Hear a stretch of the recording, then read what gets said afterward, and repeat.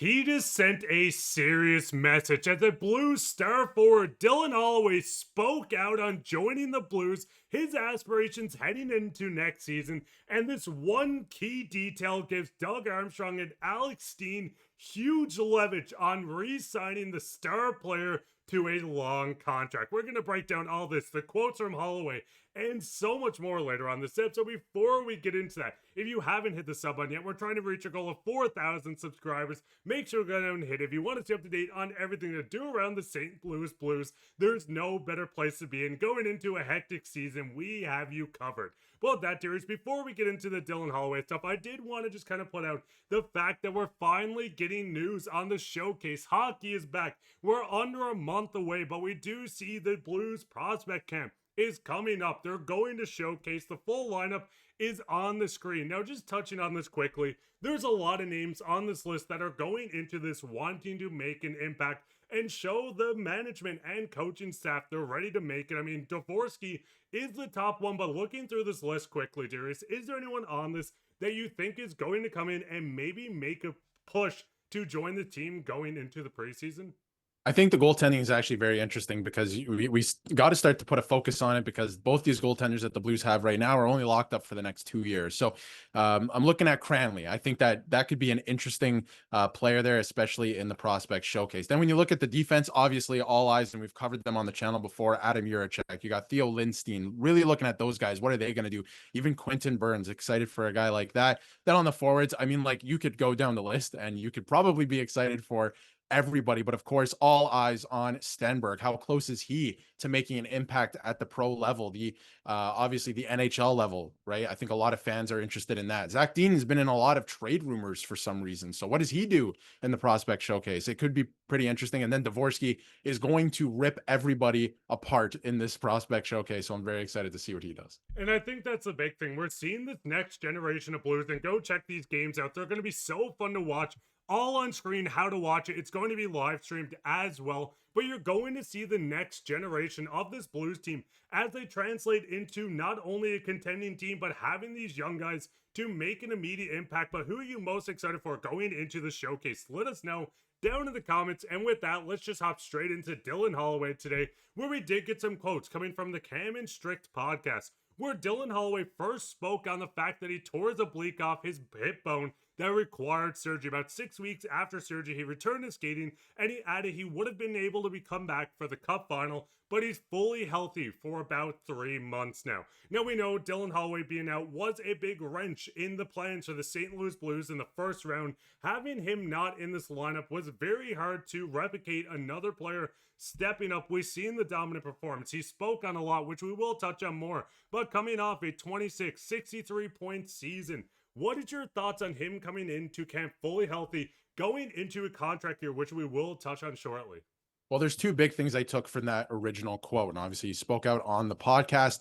And the first thing is, first of all, he tore his oblique off the bone. And he said that he would have only been back for the Stanley Cup final if the Blues had made it there. But we were covering it on Hat Trick HQ at the time. There were rumors and reports about him possibly returning to the lineup if they beat the Winnipeg Jets. So this guy is an absolute warrior. He plays through pain. And obviously he did that the season before with the Edmonton Oilers as well.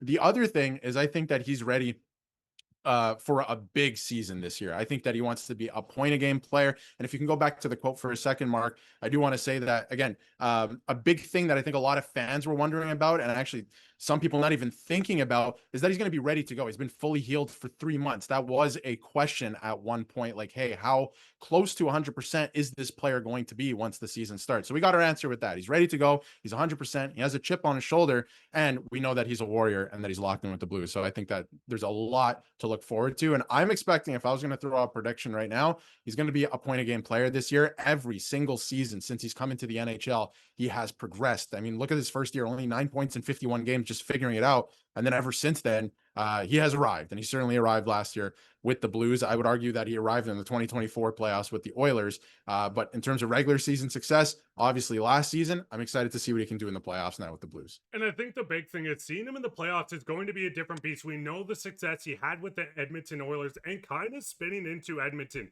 we did get a quote from as well. It rubbed me the wrong way how little Edmonton thought of me in our contract negotiations. I'm an Alberta boy. I wanted to go back to the team so far, but as soon as Edmonton didn't reciprocate the feeling, I was all in on St. Louis. Now, seeing him speak about being all in, this is awesome, but it is very interesting. The contract talk that Edmonton didn't really be able to get anything done. We've seen him get an offer sheet coming to the St. Louis Blues, but the biggest thing is he's going to get a raise, making under $2.3 million on a player that's going to put up a point per game, but there is a big thing coming through. Now, the CBA is changing. There's a lot. There's dress code changes. There's playoff cap. But the big thing is what's happening with the current contracts coming up. Now, as of right now, if you have a player on your team as of last year's trade deadline, you can sign him to an 8-year deal. If you trade for a player after that, a 7-year max or in free agency.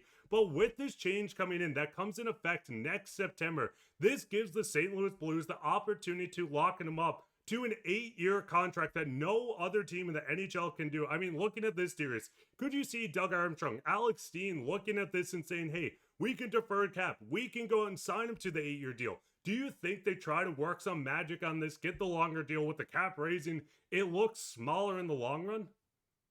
Yeah, I think that it's an interesting one because he said the quote is awesome, by the way, right? Like if you're a Blues fan, you should be absolutely fired up about that because he's all in on St. Louis. He wants to stay here. That's good news, right? Obviously, there's a lot of different things.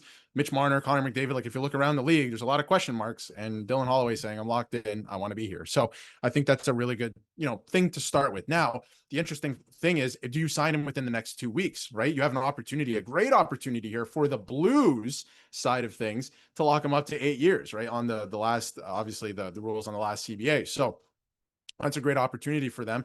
You're going to have to pay him a lot more, right? Because it's a rising cap world. So you're going to have to pay him more upfront. The Blues can do that heading into next year. They do have enough salary cap space. Obviously, he's projected right now at over $8 million, which makes a lot of sense. The fact that he's only making just over $2 million right now, probably the best value contract in the entire league at almost $2.3 million.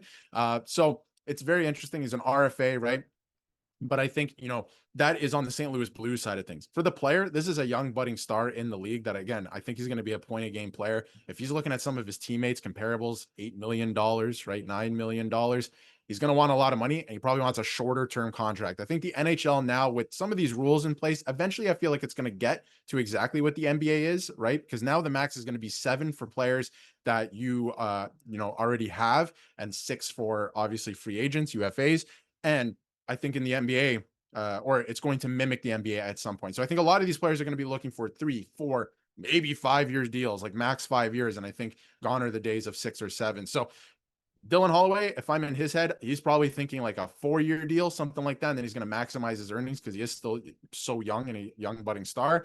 But ultimately, the Blues have a great opportunity here to take advantage of what's left of that rule. So it's going to be interesting, but they're going to have to work quick if they get it done. It's got to be within the next 2 weeks. And I mean, Blues fans, would you like to lock him up for an 8.8 or 8.1 on an 8-year? Get him on the Robert Thomas, get him on the Kyra, lock the 3 up on this contract that's going to look better as they age, as the cap's going to jump nearly $10 million a year. Let us know down in the comments. And speaking of comments, we'll hop straight into comments today. Loving the daily video drop, guys. Get me fired up for the season to start. And listen, we're not going anywhere. We're going to continue spamming content for you guys all season long. So make sure to check out for that as well. And if you haven't hit the subscribe button, you made it this far, you might as well hit it at this point. We're trying to reach our goal of 4,000. We just want to give a huge shout out to everyone watching these videos as well.